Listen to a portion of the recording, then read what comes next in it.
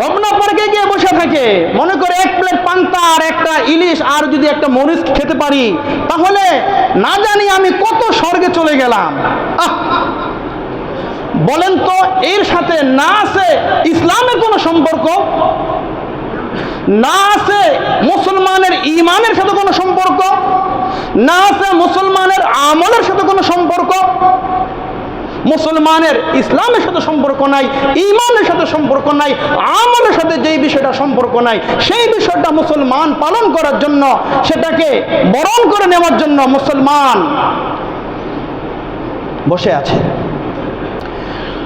মুহররমের ৫ম নম্বর আমল হলো, রাসূল করিম সাল্লাল্লাহু আলাইহি ওয়াসাল্লাম বলতেছেন যে এই মুহররম মাসের 10ই মুহররম, এই 10ই মুহররমে তোমরা তোমাদের পরিবার পরিজনের খাদ্য খোরাকের ক্ষেত্রে অন্য দিনের চাইতে স্বাভাবিক একটু ভালো ব্যবস্থা করা, এটা মুস্তাহাব এবং উত্তম। সুবহানাল্লাহ। আল্লাহর পয়গম্বর জনাবি মুহাম্মদ রাসূলুল্লাহ সাল্লাল্লাহু আলাইহি ওয়াসাল্লাম বলেছেন, মান ওয়াসা আলা ইয়ালিহি ফিন নাফাকাতি ইয়াউমা আশুরা, মান ওয়াসা আলা ইয়ালিহি ফিন নাফাকাতি ইয়াউমা আশুরা ওয়াসা আল্লাহু আলাইহি সাইরা সানাতিহি আও কামা ক্বালা আলাইহি সালাতু ওয়াস সালাম। আল্লাহর পয়গম্বর জনাবে মুহাম্মদ রাসূলুল্লাহ সাল্লাল্লাহু আলাইহি ওয়াসাল্লাম বলতেছেন, যেই ব্যক্তি মান ওয়াসা আলা ইয়ালিহি ফিন নাফাকাতি ইয়াউমা আশুরা, যেই ব্যক্তি তার পরিবার পরিজনের জন্য 10ই মুহররম ইয়াউমা আশুরা, আশুরার দিন একটু ভালো খাবারের ব্যবস্থা করবে। ভালো খাবার কেমন? অন্যদিন যদি শাক ভাত খেয়ে থাকেন, আজকে একটু মাছ ভাতের ব্যবস্থা করলেন। যদি অন্যদিন মাছ ভাত খান, আজকে একটু গোশতের ব্যবস্থা করলেন। অন্যদিন যদি গোশত খেয়ে থাকেন, আজকে একটু পোলাও বা অন্য কিছু এই জাতীয় কিছু ব্যবস্থা করলেন। তো আল্লাহ তাআলা বলতেছেন যে পরিবারের জন্য মুক্ত হস্তে তোমার হাতকে সম্প্রসারিত করে দিলা, মুক্ত হস্তে তাদেরকে ভালো খাবারের ব্যবস্থা যদি একটু করো, ওয়াসা আল্লাহু আলা ইয়ালিহি ওয়াসা আল্লাহু আলা সাইরা সানাতিহি, তাহলে গোটা বছর আল্লাহ তাআলা তোমার পরিবার পরিজনের মধ্যে আল্লাহ তাআলা সচ্ছলতা দান করবেন। সুবহানাল্লাহ। অর্থাৎ তোমার পরিবারের মধ্যে আল্লাহ তাআলা বরকত দান করবেন, তোমার রিজিকের মধ্যে বরকত দান করবেন, তোমার ব্যবসার মধ্যে বরকত দান করবেন, তোমার চাকরির মধ্যে আল্লাহ তাআলা বরকত দান করবেন। সুবহানাল্লাহ।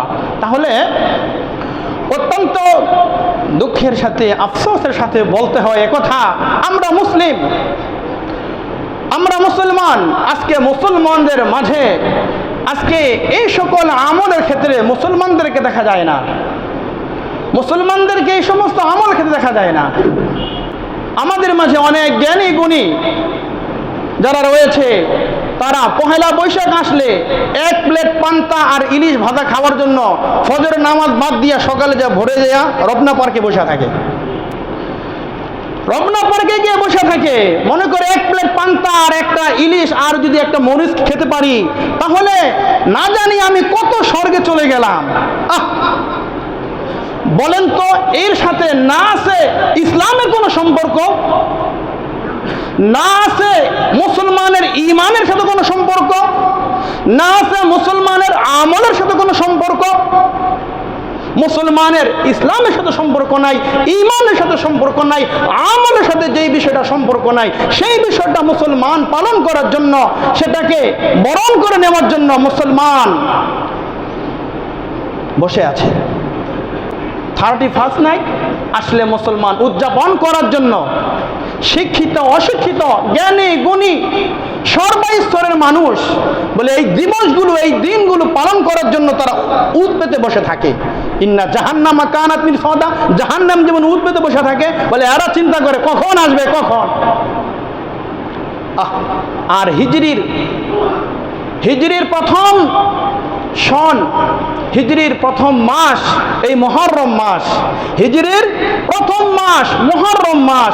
এই মুহররম জীবনে কখন আসে কখন যায় কোনো ঠিক ঠিকানা নাই। যাই কিছু মনে থাকে মুহররম আসলে হুজুর আলোচনা করলে কানে গেলে মনে পড়ে, কিন্তু মুহররম মাস, হ্যাঁ বলে মুহররম মাসের 1 তারিখ আরবি নববর্ষ। এখন মেজরিটি% মানুষ বলতে পারবে না আজকে মহরমের কয় তারিখ, কিন্তু আলোচনা যারা শুনছে শুরু থেকে এরা মোটামুটি বুঝতে পারছে যে জিলহজ শেষ, মহরম শুরু হয়ে গেছে। আমরা মুসলমানের এই চাঁদের হিসাব ইমানের সাথে, আমলের সাথে, ইসলামের সাথে, বলে প্রত্যেকটা আমলের সাথে জড়িত রয়েছে এই চাঁদের আমল। আল্লাহু আকবার। অত্যন্ত আফসোসের বিষয়, আজকে বিজাতীয় কৃষ্টি কালচার আজকে আমাদের মধ্যে চলে আসতেছে। ভাই, ইহুদি খ্রিস্টানরা, ইংরেজরা আমাদের চেহারা থেকে দাড়ি নিয়ে গেছে, আমাদেরকে আজকে ক্লিন শেপের পরিণত করেছে, আমাদের মুসাফাকে কেড়ে নিয়ে আমাদেরকে হ্যান্ডশেপে আমাদেরকে পরিণত করেছে, আমাদের পরনের সুন্নতের লেবাস পোশাক তারা আজকে নিয়ে আমাদেরকে প্যান্ট কোট শার্ট টাই এগুলো আজকে বিধর্মীরা, বিজাতিরা আজকে আমাদেরকে উপহার দিয়েছে। কি আমাদের চেহারার সুন্নতের লেবাস আমাদের থেকে ইহুদিরা কেড়ে নিয়েছে। আল্লাহ বলেন, ওয়ালান তারাদু আনকাল ইয়াহুদ ওয়ালান নাসারা হাত্তা তাত্তাবিআ মিল্লাতাহুম। বহু উলামায়ে কেরাম এখানে আছেন। ওয়ালান তারাদা, লামে তাকিদ দিয়ে আল্লাহ বলেন ওয়ালান তারাদা, কখনোই তারা সন্তুষ্ট হবে না, কখনোই তারা সন্তুষ্ট হবে না। ওয়ালান তারাদা আনকাল ইয়াহুদ ওয়ালান নাসারা, ইহুদি খ্রিস্টানরা কখনো সন্তুষ্ট হবে না, কখনো তোমাদেরকে ভালোবাসবে না। হাত্তা তাত্তাবিআ মিল্লাতাহুম, যতক্ষণ পর্যন্ত আমরা তাদের দলভুক্ত না হব। আপনি যতই ওদেরকে যতক্ষণ পর্যন্ত তোমরা ইহুদি খ্রিস্টান না হবে, আমাদের বিজাতীয় কৃষ্টি কালচার তোমরা অনুসরণ অনুকরণ না করবে, ততক্ষণ পর্যন্ত আমরা মুসলমানদের প্রতি সন্তুষ্ট হব না, আমরা তোমাদের প্রতি রাজি আর খুশি হব না। কোরআনে আয়াত সূরা বাকারা 120 নম্বর আয়াতে কারিমা, তরজমা পড়েন, তাফসীর পড়েন, বিস্তারিত আলোচনার সময় নিয়ে দেখেন সেখানে কি বলছে।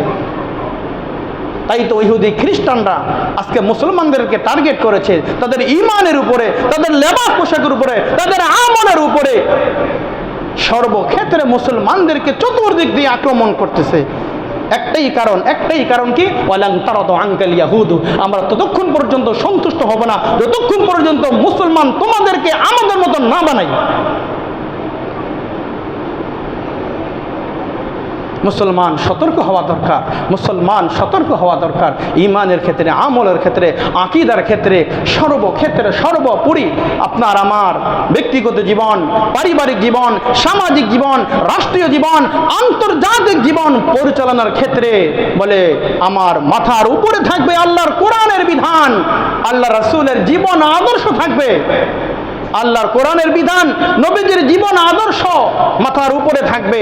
এছাড়া যত বাতিল আকীদা বিশ্বাস হয়েছে এগুলো সব থাকবে মুসলমানের পায়ের পদতলে, ঢেকে না। আল্লাহ তাআলা আমাদের সকলকে বুঝার, আমল করার তৌফিক আল্লাহ তাআলা দান করুন। সকলে বলুন আমিন। আগামী জুমায় 10 মুহররমের যেই ইতিহাস, কারবালার সঠিক ইতিহাস, মুসলমান ইতিহাস বিকৃত কাটতে বলে সংযোজন বিয়োজন করতে মূল যে ইতিহাস, এই কারবালার ইতিহাস আমাদের কর্ণকুহরে পৌঁছায় না। একদল সাহাবায়ে কেরামরা নাফরমান কাফের বানিয়ে ছাইড়া দেয়, আরেক দল হোসাইন রে একবারে আকাশচুম্বী উঠাইয়া দেয়। মূল ইতিহাস মুসলমান জানে না, মুসলমান পড়ে না, কোথা থেকে পড়বে? মুসলমান ইতিহাস বিকৃত হতে কাটতে আমাদের বন্ধু যা আছে তাই না পড়ব। একটু বই আছে ইতিহাসের কাঠ গড়ায় দাঁড়িয়ে, যদি কারবালার ইতিহাস কেউ পড়তে চান তাহলে ইতিহাসের কাঠ গড়ায় দাঁড়িয়ে একটা বই আছে। আর মুফতি আমিন রহমতুল্লাহ আলাইহির একটা বই আছে এই কারবালার মূল ইতিহাস। এই বইগুলোর মধ্যে আসল ইতিহাস এগুলো পাবে, এগুলো অনেক আগের। আগামী জুমায় ইনশাআল্লাহ বাইকে আলোচনা হবে।